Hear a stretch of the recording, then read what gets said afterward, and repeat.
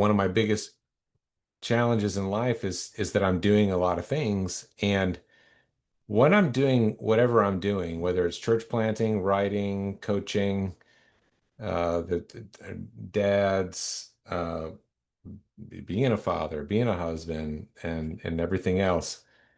Um, One thing I've realized recently I don't get to do is ruminate on everything that's important because you get, yeah, you can get present in the moment and go deep and do your best, but also there's so much power in rumination the rest of the day.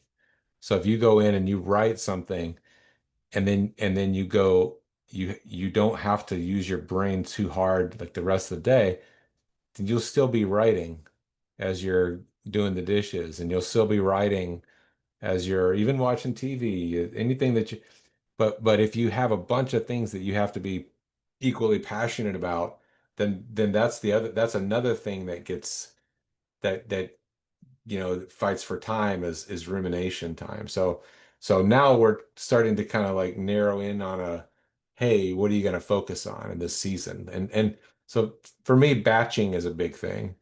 So I'll have like, this is a season where this is where I'm going to go deep, and then everything else I'm going to maintain. And then once we get through this season and I ship this thing, then I'm going to switch and I'm going to go deep on this thing, and everything else is going to go on autopilot. I'm going to maintain, or I'm going to delegate to somebody else that can go deep on it over here while I'm going deep over here.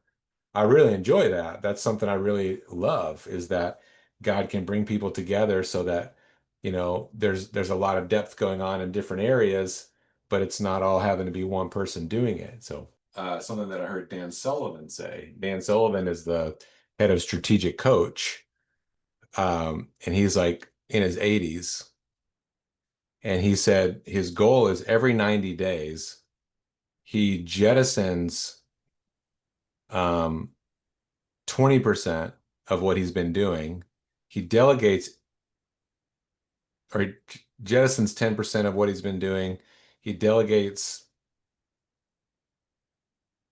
I got to make the math work now. Let's say he delegates 70% of what he's been doing. That's just okay. So the 10% that he just does not interest him anymore, he gets rid of it. The 70% that's just okay, he delegates it. The 20% that's left that excites him and is fascinating to him, he leans into it.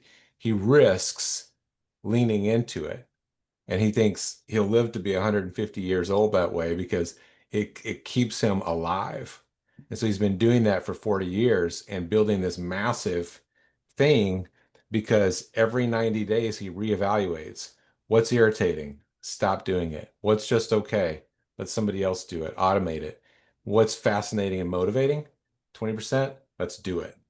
And I don't have that kind of courage yet. But I'm praying for it. And what you said is real great piece of that. Faith is spelled RISK, and risk is another great framework for what we're talking about, greatness. Because greatness is just authenticity. It's like the very best that you can produce. And sometimes it's objectively great to people, and sometimes it isn't. But it's like, it's like the best you have in you. And that's where the most, magic is in art or anything else creatively.